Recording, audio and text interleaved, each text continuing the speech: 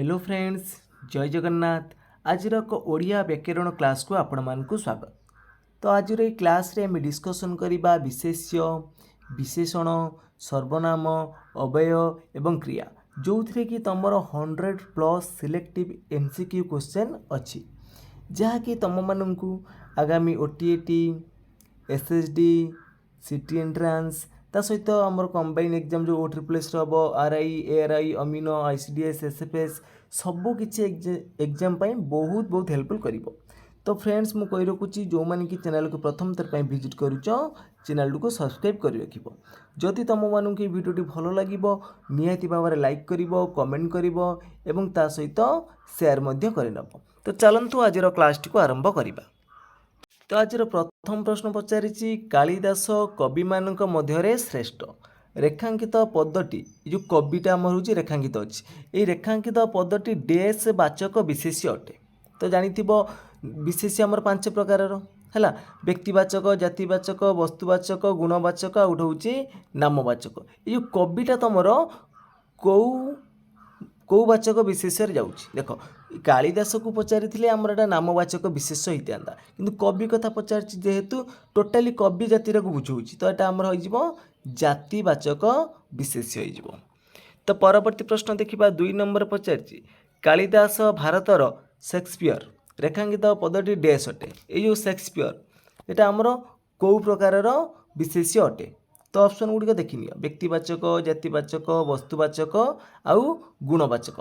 तो तुलना कर कालिदास को देख शेक्सपियर जनकर नाम किंतु जन को से नाम तुलना करवा तो सीटा कौन हम आमर जातिवाचक हो। तो बी हो राइट आंसर। तो परवर्ती प्रश्न अच्छी 3 नंबर पानी को पीवा पूर्व फुटे पीवा उचित। ये जो पानीटा कौ प्रकार विशेष जाऊँगी ऑप्शन गुड़िक देखनी पानीटा आमर कौन ना वस्तुवाचक विशेष्य। तो 3 नंबर सठिक उत्तर हो ऑप्शन नंबर सी। तो परवर्ती प्रश्न अच्छी 4 नंबर भुवन एशिया महादेशर गोटे प्रसिद्ध ग्राम अटे। ये जो भुवनटा क्यों प्रकार विशेष्य भुवन गोटे नाम को बुझेला बा नामवाचक बा व्यक्तिवाचक। तो ए हो राइट आंसर। तो परवर्ती प्रश्न अच्छी ओडिशा गोटे ग्राम बहुल राज्य रेखांकित पदटी डैश अटे। जो ग्रामटा कौन देख ग्रामटा कहले तुम देख टोटाली कौन सी गोटे गाँव को बुझीबनी जी आमर ओडिशार जी गाँ अच्छी सबू गाँव को बुझीब ताले एटा हम आमर कौन जातिवाचक विशेष्य। जमी भुवन ग्राम ताले भुवन गोटे नाम को बुझाऊला एटी ग्राम कहले टोटाली गाँ जातिटा को बुझेला। तो परवर्ती प्रश्न अच्छी 6 नंबर गोपबंधु सत्यवादी वन विद्यालय प्रतिष्ठा करते। तो रेखांकित पदटी डैश अटे। तो गोपबंधु है गोटे नामवाचक बा व्यक्तिवाचक विशेष्य। तो ए हो राइट आंसर। तो परवर्ती प्रश्न अच्छी कुकुर भली विश्वासी कहीं ना। ये जो कुकुरटा रेखांकित अच्छी तो यहाँ क्यों प्रकार विशेष्य कुकुरटा क्यों प्रकार विशेष्य ना जातिवाचक विशेष्य। तो परवर्ती प्रश्न अच्छी 8 नंबर मनीष मरणशील रेखांकित पदटी डैश अटे। मनीष गोटे जाति को बुझाऊँगी तो यहाँ जातिवाचक विशेष्य। नेक्स्ट क्वेश्चन अच्छी साधुता एक उत्तम अभ्यास रेखांकित पदटी डैश अटे। जो साधुताटा कौन सरल साधुता नम्र भद्र एटा गोटे गुण तो यहाँ आमर हो गुणवाचक विशेष्य। तो परवर्ती प्रश्न पचारि महात्मा गांधी नेतृत्व में भारत स्वाधीन है रेखांकित पदटी डैश अटे। जो नेतृत्व तो एटा तो व्यक्तिवाचक विशेष जीवनी कि जातिवाचक जीवनी कि वस्तुवाचक जीवनी। तो नेतृत्व नवा हूँ गोटे गुण तो यहाँ होमर गुणवाचक विशेष्य। परवर्ती प्रश्न पचारि पहरिबा एक उत्तम व्यायाम तो रेखांकित पदटी डैश अटे। जो पहरिबाटा कौन गोटे देख पहरिबाटा हूँ गोटे क्रियावाचक विशेष्य कौन ना क्रियावाचक विशेष्य। तो ए हो राइट आंसर। तो परवर्ती प्रश्न पचारि 12 नंबर माधवी खेलुची रेखांकित पदटी डैश अटे। माधवी खेलुची ये खेलुचीटा कौन खेलुचीटा ये कौन गोटे क्रियापद कर्ता ये कौन करुच्ची खेलुची कर्ता जहाँ करुच्ची सेटा क्रिया। तो यहाँ हो सी हो राइट आंसर। तो परवर्ती प्रश्न देछि 13 नंबर सभा समिति रे कहिबा सहज कथा नुह ରେଖାଙ୍କିତ ପଦଟି ଡ୍ୟାସ୍ ଅଟେ। ତ 13 ନମ୍ବର ତୁମର ସଠିକ୍ ଉତ୍ତର କ'ଣ ହେବ? ସଭା ସମିତିରେ କହିବା ସହଜ ନୁହଁ।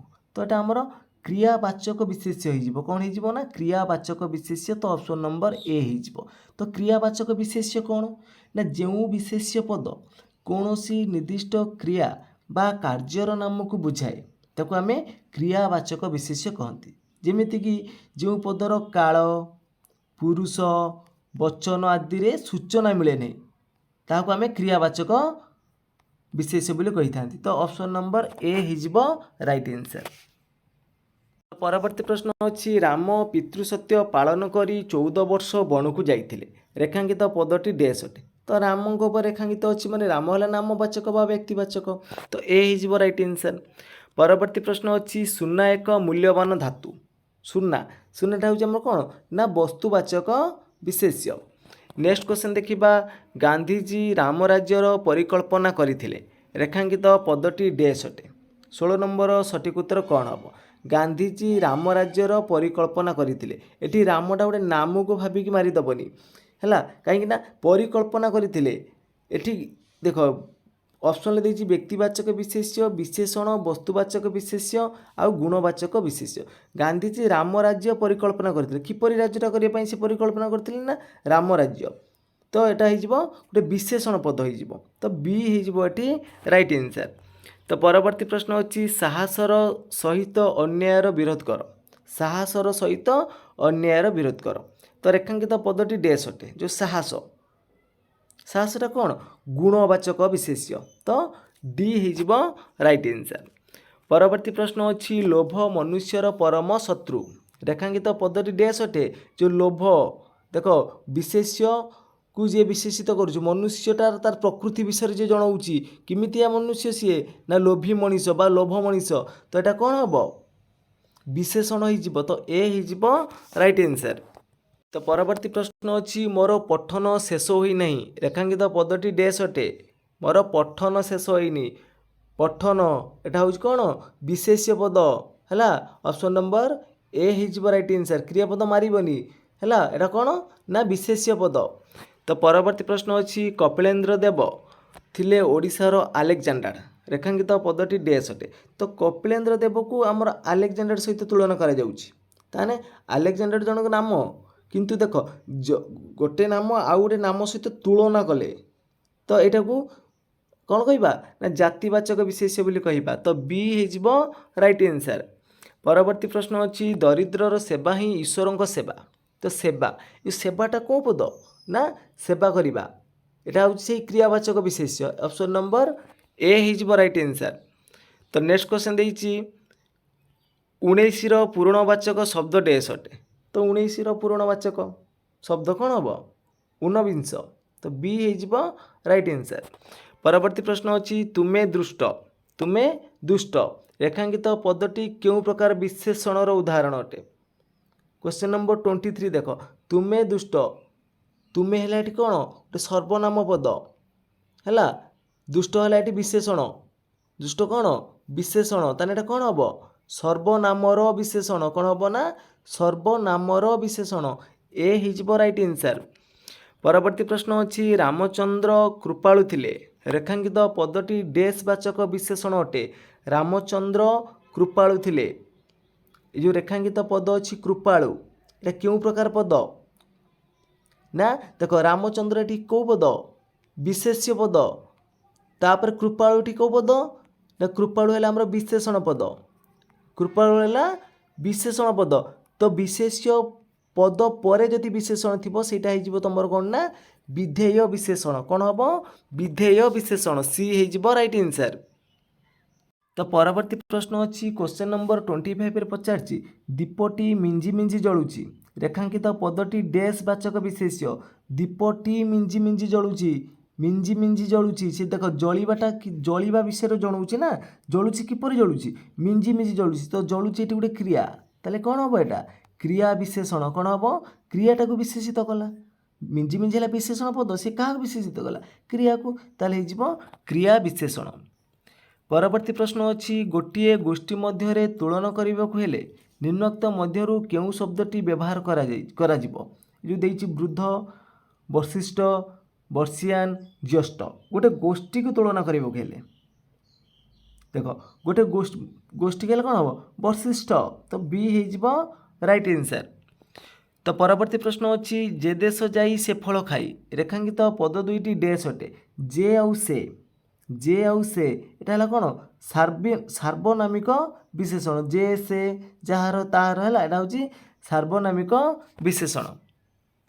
तो परवर्ती प्रश्न अच्छी ताल गछटी डेंगा रेखांकित पदटी डैश अटे ताल गछटी डेंगा गछटा किपरि ना डेंगा एटा गछ है ये विशेष्य पद है डेंगा हूँ गछ को विशेषित कर डेंगा है विशेषण पद ताले से पचार जो डेंगाटा कौन ये डेंगाटा कौन कौ प्रकार विशेषण जीव ना विधेय विशेषण कहीं मुझे देख विशेष्य पद आगे रोचे तापर रोचे विशेषण पद विशेष्य पर जोटा रहा आमर विधेय विशेषण तो डी हो राइट आंसर। तो परवर्ती प्रश्न अच्छी देखिबार कथा सरकार निष्पत्ति कौन हो तो देखिबारटा कौन ये क्यों प्रकार पद ना यहाँ हूँ सांबोधिक विशेषण पद कौन ना सांबोधिक विशेषण पद। तो परवर्ती प्रश्न देती 30 नंबर पचार कामटी भलरे होईगला ये भल उपर आम रेखांकित पद अच्छी तो भलटा यहाँ कौन क्रिया विशेषण ना विशेष्यर विशेषण ना विशेषणर विशेषण ना सांबोधिक विशेषण। तो क्वेश्चन नंबर 30 तुम सठिक उत्तर कौन हम भलरे होइले कामटी भलरे होईगला तो यहाँ क्रिया विशेषण तो ए हो राइट आंसर। परवर्ती प्रश्न अच्छी हरिणटी खूब जोरे दौड़ुची देख खूब ऊपर तुम रेखांकित पद अच्छी है जो खूबटा कौन कौ प्रकार विशेषण क्रिया विशेषण ना क्रियाज विशेषण ना विशेषणर विशेषण ना क्रिया विशेषणर विशेषण। देख हरिणटी खूब जोरे दौड़ी हरिण है विशेष्य पद देख खूब है कौन खूब है गोटे विशेषण पद एवं जोरे भी है तुम गोटे विशेषण पद आउ दौड़ुचा हूँ आमर ये कौन ना क्रिया देख ये दीटा विशेषण पद अच्छी दौड़ुची है कौन ना क्रिया देख एटा कथा कौन हम विशेषणर विशेषण कौन आसब विशेषणर विशेषण माने क्रिया विशेषणर विशेषण क्रिया है दौड़ुची ना हरिणटी जोरे दौड़ुची ठीक अच्छे तो गोटे विशेषण पद थिला ना जोर को पुणी विशेषित कला किमिति ना खूब जोरे दौड़ुची तो हरिण है विशेष्य पद तापर खूब है विशेषण पद जोर है विशेषण पद दौड़ुची है क्रिया ताले एटा हम क्रिया विशेषणर विशेषण। तो परवर्ती प्रश्न अच्छी 32 नंबर चलंता शगड़ रेखांकित पदटी डैश अटे जो चलंता उड़ंता जलंता ये सब है गोटे गोटे कौन ना क्रियाज विशेषण पद कौन ना क्रियाज विशेषण पद तो बी हो राइट आंसर। तो परवर्ती प्रश्न अच्छी क्वेश्चन नंबर 33 पचार काली तुम्हें षोल आसब तो आसब षोल उपर तुम रेखांकित अच्छी आसबटा कौन ये क्रियापद किपर आसो षोल आसो क्रियाटा को विशेषण कला ना तो यहाँ हो क्रिया विशेषण। तो परवर्ती प्रश्न अच्छी सामान्य छोट कथा तो सामान्य उपर तुम रेखांकित अच्छी तो सामान्यटा कौन देख छोट भी है गोटे विशेषण पद सामान्य भी है गोटे तुम विशेषण पद तो यहाँ हूँ विशेषणर विशेषण। तो ऑप्शन नंबर कौन हो सी हो राइट आंसर। तो परवर्ती प्रश्न अच्छी 35 नंबर पचार ततला पानी रे घर पड़े जो ततला कौन गोटे अवस्थावाचक विशेषण। तो परवर्ती प्रश्न अच्छी भागवतर 10म स्कंद मु पढ़ी जो 10म उपर रेखांकित अच्छी तो यहाँ क्यों प्रकार पद पूरणवाचक विशेषण ना क्रियाज विशेषण ना अवस्थावाचक विशेषण ना तुम विशेषणर विशेषण। क्वेश्चन नंबर 36 तुम सठिक उत्तर कौन आसब ना यहाँ हूँ पूरणवाचक विशेषण प्रथम द्वितीय तृतीय ये सब है कौन पूरणवाचक विशेषण। तो परवर्ती प्रश्न अच्छी तांकर आय ठारू व्यय बेसी तो रेखांकित पदटी डैश अटे जो आय ठारू क्यों प्रकार पद विशेष्य विशेषण क्रिया ना सर्वनाम। तो क्वेश्चन नंबर 37 तुम सठिक उत्तर कौन आसब ना ऑप्शन नंबर बी विशेषण हो तुम ये राइट आंसर। तो नेक्स्ट क्वेश्चन देती गरीब लोकंकु साहाय्य कर रेखांकित पदटी डैश अटे गरीब लोकंकु साहाय्य कर जो रेखांकित अच्छी तुम गरीब उपर तो यहाँ गरीबटा हूँ कौन गोटे अवस्था को बुझेला ताने कौन हम विशेषण हो तो ऑप्शन नंबर बी हो राइट आंसर। तो विशेषण कौन कहबा ना जो पद विशेष्य पदर यहाँ हूँ लोकटा है विशेष्य पद जो पद विशेष्य पदर गुण अवस्था परिमाण संख्या इत्यादि को बुझाई थाए ताको आमे विशेषण बोली कही थांती। तो लोक मानकर अवस्था को बुझाऊँची विशेष को विशेषित कला तो यहाँ होगा आमर कौन गरीबटा होगा विशेषण पद। तो परवर्ती प्रश्न अच्छी रोगीटी जोरे काशुची विशेष्य पदटी को चिन्हाओ रोगीटी जोरे काशुची रोगीटी जोरे काशुची है तो विशेषण विशेष्य पद कौटा देख रोगीटी हो कौन विशेष्य पद। तो ऑप्शन नंबर कौन ए हो राइट आंसर। पिलाटी गात खोलुची साध्य क्रियाटी को चिन्हाओ साध्य क्रिया ए भितर कौटा एठीरे तुमर साध्य क्रिया कौटा देख साध्य क्रिया कौन साध्य क्रिया हूँ देख आमर क्रिया मध्यम वाक्यर दुईटी अच्छे आमर गोटे सिद्ध क्रिया अच्छे गोटे साध्य क्रिया अच्छी। तो कर्ता जहाँ करुच्ची तार साधित क्रिया कर्ता ये कौन करुच्ची गात खोलुची ताले साध्य क्रिया कौटा खोलुची है कौन करुच्ची ना खोलुची तो यहाँ हो सी हो राइट आंसर। परवर्ती प्रश्न अच्छी शोइला पुअर भाग नहीं रेखांकित पदटी डैश अटे शोइला शोइलाटा कौन को प्रकार पद शोइलाटा ये हूँ तुम विशेषण पद कहीं विशेष को विशेषित करुच्ची अवस्था केमी ना तो शोइबा गोटे अवस्था को बुझेगा तो बी हो राइट आंसर। तो परवर्ती प्रश्न अच्छी एहिकी से आर्यभूमि रेखांकित पदटी क्यों प्रकार सर्वनाम अटे एहिकी से आर्यभूमि एईटा क्यों प्रकार पद कोई प्रकार सर्वनाम देख एही सेही जहा ताहा एही सेही जहा ताहा ता या ये सब कौन ना निर्देशात्मक सर्वनाम कौन ना निर्देशात्मक सर्वनाम। तो परवर्ती प्रश्न अच्छी गोपाल आपे आपे आसी पहुँचला आपे आपे आसी पहुँचला ना तो यहाँ क्यों प्रकार पद हम क्यों प्रकार सर्वनाम हम ना क्वेश्चन नंबर 43 देख यहाँ हो तुम निर्णायक सर्वनाम हो कौन हो ना निर्णायक सर्वनाम हो तो आम निर्णायक सर्वनाम हेनी तो यहाँ आम आत्मवाचक सर्वनाम होता कौन ना आत्मवाचक सर्वनाम होता ना देख व्यक्तिवाचक विशेष्य पदर जो बदल जदि आम आत्मसंबोधित हो व्यवहृत होता सर्वनाम पद को आम आत्मवाचक सर्वनाम कहवा जमी स्वयं निजर आपे आपे यहाँ सब हूँ कौन ना हूँ आत्मवाचक सर्वनाम तो यहाँ आत्मवाचक सर्वनाम होता।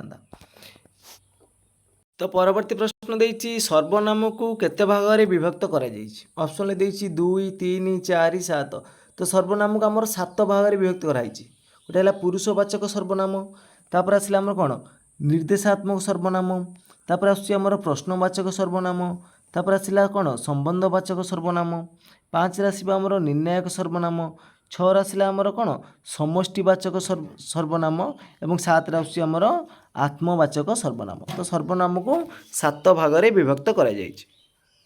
तो परवर्ती प्रश्न देछि आम्भे माने विद्यालय को प्रतिदिन जाऊ रेखांकित पदटी क्यों प्रकार सर्वनाम अटे तो आम्भे माने कौन ये पुरुषवाचक सर्वनाम तो ए हो राइट आंसर।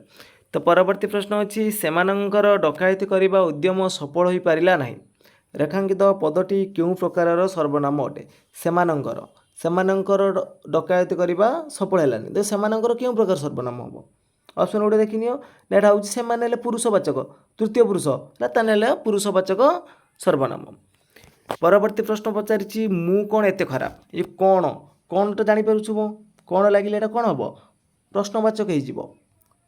तो नेक्स्ट क्वेश्चन देछि काली किए आसीबो सेही देख किए है प्रश्न पचारा तो यहाँ हो प्रश्नवाचक सर्वनाम। परवर्ती प्रश्न अच्छी से ता व्यवहार पाई प्रशंसित है से ता व्यवहार पाई प्रशंसित है तो रेखांकित पदटी क्यों प्रकार सर्वनाम अटे क्वेश्चन नंबर 52 देख से है कौन पुरुषवाचक। तो परवर्ती प्रश्न पचारि तुम्हें क्या खोजुच प्रश्न पचारुच नहीं क्या खोजुच प्रश्नवाचक। तो परवर्ती प्रश्न अच्छी यही किसी आर्यभूमि मुझे यही से जहाँ ता ये सब कौन ना निर्देशात्मक सर्वनाम कौन निर्देशात्मक ताले बी हो राइट आंसर। तो परवर्ती प्रश्न अच्छी जोर जार मूलक तार जारटा आम रेखांकित पद अच्छी तो यहाँ क्यों प्रकार सर्वनाम हम आपेक्षिक ना निर्देशात्मक ना समुचयी ना आत्मवाचक देख ये जो आपेक्षिकटा तार अन्य नाम कौन संबंधवाचक आपेक्षिक बा संबंधवाचक जो आम 7टा सर्वनाम पढ़ी देख संबंधवाचक सर्वनाम कौन ना गोटे वाक्य जो सर्वनाम पदर अन्य सर्वनाम पद सहित संबंध घटी थाए ताकू आम संबंधवाचक बा आपेक्षिक सर्वनाम कहती जोर जार मूलक तार जेपरी सेपरी जहा ताहा जेते सेते ये सब हूँ कौन ना आपेक्षिक बा संबंधवाचक सर्वनाम। तो परवर्ती प्रश्न अच्छी एक कु अरेक बलियार रेखांकित पदटी क्यों प्रकार सर्वनाम निर्देशात्मक ना समुचयी ना आत्मवाचक ना निर्णायक। तो ये जो क्वेश्चन नंबर 56 सठिक उत्तर कौन हम तुम मैंने कमेंट बॉक्स रे जनइब। तो देखा केते जण यार सठिक उत्तर दे पारुचंती। तो परवर्ती प्रश्न अच्छी जहाँ हबार थिला ता ही हैला जहाँ ताहा एटा क्यों प्रकार सर्वनाम जीव जहाँ ताहा एटा आम पढ़ी आसिले संबंधवाचक। तो परवर्ती प्रश्न अच्छी जेसा कु तेसा खाली छोट छोट वार्ड देखुच ना यहाँ कौ प्रकार संबंध माने सर्वनाम हम ना जेसा कु तेसा एटा हला संबंधवाचक। तो परवर्ती प्रश्न अच्छी जहाँ ताहा कौन है जहाँ ताहा क्वेश्चन नंबर 59 देख जहाँ ताहा ये भी हूँ आमर कौन ना संबंधवाचक सर्वनाम। तो परवर्ती प्रश्न अच्छी पानी रे किछि भासुची किछिटा कौन ना अनिश्चयवाचक किछिटा हला आमर अनिश्चयवाचक। तो डी हो राइट आंसर। तो परवर्ती प्रश्न अच्छी निजे निजर परिचय सृष्टि कर निजे निजर एटा सब हूँ कौन आत्मवाचक। तो परवर्ती प्रश्न अच्छी कौनसी सर्वनाम विशेष्य पद परिवर्ते व्यवहृत हुई दुईटी वाक्य को संयोग कले ताकू डे सर्वनाम कहवा कौनसी सर्वनाम विशेष्य पद परिवर्ते दुईटी वाक्य को संयोग करिवो ताकू आम कौन बोली कहवा ताकू आम समुचय बोली कहवा। तो ऑप्शन नंबर ए हो राइट आंसर। परवर्ती प्रश्न पचार मो देई ए कामटी हेब ना रेखांकित पदटी डैश अटे विभक्ति सूचक अवय ना पदान्वयी अवय ना आलंकारिक अवय ना आनुक्रमिक अवय मो देई रे द्वारा देई विभक्ति लगिला एठी देई कौन विभक्ति सूचक अवय बुझीपो। तो परवर्ती प्रश्न देइछि सीता पतिंक सहित वन को गले पतिंक सहित सहित उपर रेखांकित अच्छी एटा क्यों प्रकार अवय हम ना पदान्वय दीटा पद को संयोग जोटा करूँ आम कौन कहवा पदान्वय अवय बोली कहवा। तो ऑप्शन नंबर कौन हम ए हो राइट आंसर। तो परवर्ती प्रश्न अच्छी परंतु क्यों प्रकार अवय अटे परंतु एटा हूँ बीजोजक कौन ना बीजोजक अवय जानी आमर अच्छी कौन कौन सब बीजोजक अवय कौन किंतु मात्र तथापि ये सब हूँ कौन किंतु मात्र तथापि आउ कौन अच्छी अथच ये सब हूँ कौन ना बीजोजक अवय। परवर्ती प्रश्न अच्छी भाववाचक अवय पदटी चिन्ह कौटा या भर तुम भाववाचक अवय ऑप्शन गोटे देखनी जेपरी किंबा आहे आहा तो या भर भाववाचक कौटा ना आहा कौन हम डी हो राइट आंसर। तो परवर्ती प्रश्न अच्छी हेतुबोधक अवय पदटी कौटा ऑप्शन गोटे देखनी हेतुबोधक है ये हूँ एणु अच्छी। तो परवर्ती प्रश्न देती पिला झिला किसी ना पिला झिला यहाँ कौ प्रकार अवय हम क्वेश्चन नंबर 69 पद विकारी है गप सप गोटे गोटे किसी माने न थाए ना कल गोटे सुंदर हाँपी कथा आम कही था है भात मु भात भात खाइनी भात कौन अच्छी कि ना सेमती पिला अच्छी झिला अच्छी कि ना तो यहाँ हूँ पद विकारी। तो परवर्ती प्रश्न अच्छी सेपारे सेटा को जीवे यहाँ हूँ कौन जीवे प्रश्नवाचक सेपारे प्रश्न सूचक अवय।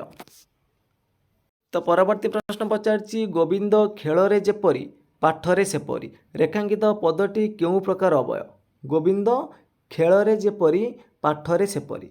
तो देख गोटे सदृश खेल परी खेल जमी खेलुची सी सेमती पढ़ुची ना कि तो यहाँ हूँ कौन सादृश्य बोधक। तो परवर्ती प्रश्न अच्छी निम्नोक्त मध्य केउटा संबोधन सूचक अवय पद संबोधन सूचक अवय पद कौटा हम आरे आगो इलो अथवा या भर संबोधन सूचक कौटा